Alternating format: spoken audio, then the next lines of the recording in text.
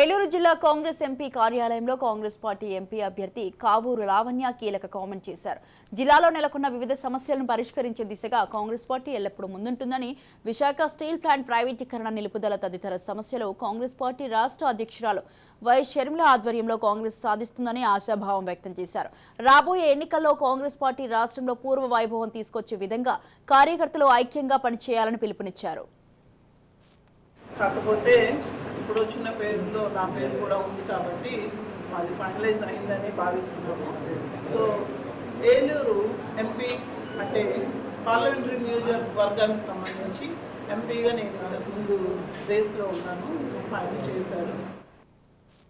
కాకపోతే ఇప్పుడు వచ్చిన పేరులో నా పేరు కూడా ఉంది కాబట్టి అది ఫైనలైజ్ అయిందని భావిస్తున్నాము.